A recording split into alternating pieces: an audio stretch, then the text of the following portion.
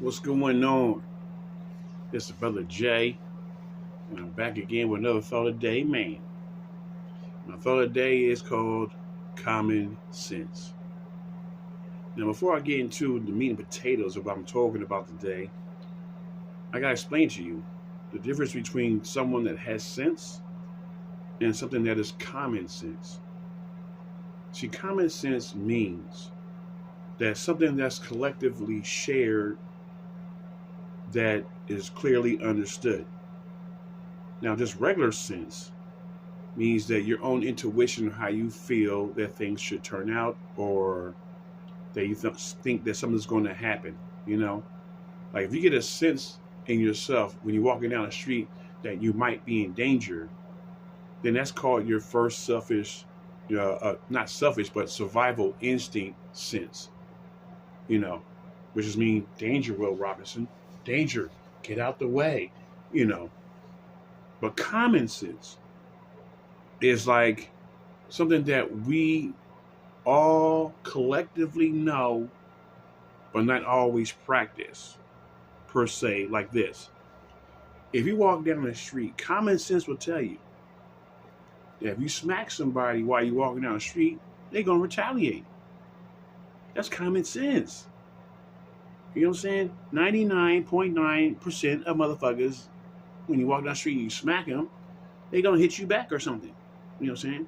So that's common sense. Now, I said all that to set up what I'm trying to lead into. Now, the bad part, about a lot of us as human beings, both male and female, not picking on one side or the other, you know what I'm saying, is that most of us don't use common sense. You know, if you know that you, let's say, for example, walk out the house and didn't take a shower, and then you meet somebody and she's like, ugh, you stink, and you surprised that she don't want to talk to you or get your number or something like that, that's common sense. You know what I'm saying? Unless she's homeless, then she might say, hey, I love that fragrance. You know what I'm saying? But most people collectively, as a mass, there's common sense involved. So there's some things you just don't do because it makes common sense for you to not do them things. Why is it in these day and age, both genders can't behave and act on common sense? They want to press the envelope and become, I guess, the rarity. Like, if that's what everybody else is doing, I'm trying to go against the grain and do something different than everybody else is doing. But then when you get ugly results, then you're saying, well, that should have worked. And it should have worked for me. I don't understand why it didn't work. Because people be thinking they're special. Most of us human beings are common and normal. We're normal. There's some exceptions to the rule, like some Michelangelos and B. Anthony's and all like that. You know what I'm saying? There are people that are stand out, you're saying, artists, poets, painters, entertainers. You know, some people really stand out. But they're not the common. They like the 1% of population, if that. You know, most of us that's existing on this earth and walking around are just common motherfuckers. And there's also an exceptional percentage of people that are not common. I mean, they're like, ooh,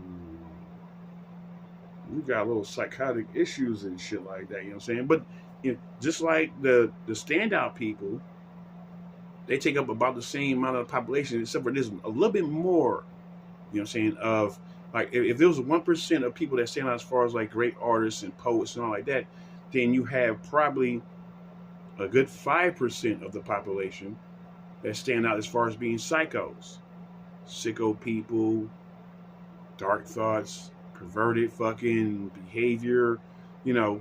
So these but they still a small part of the population. Most of us have common sense.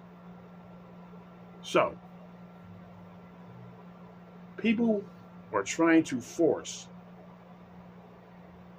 nonsense issues on common sense people. This is the part I'm not getting. You know, if you know that if I look between my legs, I'm like, hey, you know, I got a male genitalia. You know what I'm saying? Male. But without that, female. This is common sense, man. You know what I'm saying? I understand why, you know what I'm saying, people are not absorbing it. You know what I'm saying? Now, what I heard about reverse arguments was like this. Well, to me, I feel that's red flag number one. Because your feelings have nothing to do with proof, evidence, or science. Nothing. That's just your feelings or / your opinion. That has nothing to do with facts. But I feel if I want to sit here, you know what I'm saying, and identify myself as a man, I can. Well, you can say that, yes. I can sit there and identify myself as a TV set right now. Does that really make it so? People want to sit here and lure you down these rabbit holes and act like, you know what I'm saying, there's actually no biological proof that, you know what I'm saying, this woman is a woman, this man is a man. What?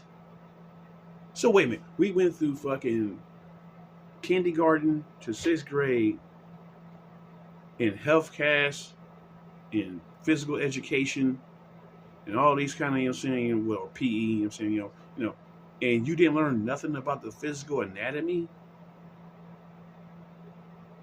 What? So all these fucking times since way, because this wasn't just like randomly thought up in the last 70, 80 years.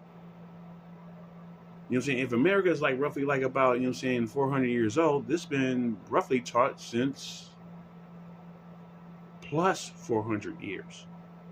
It's not hard to figure out what's a man and what's a woman, bruh.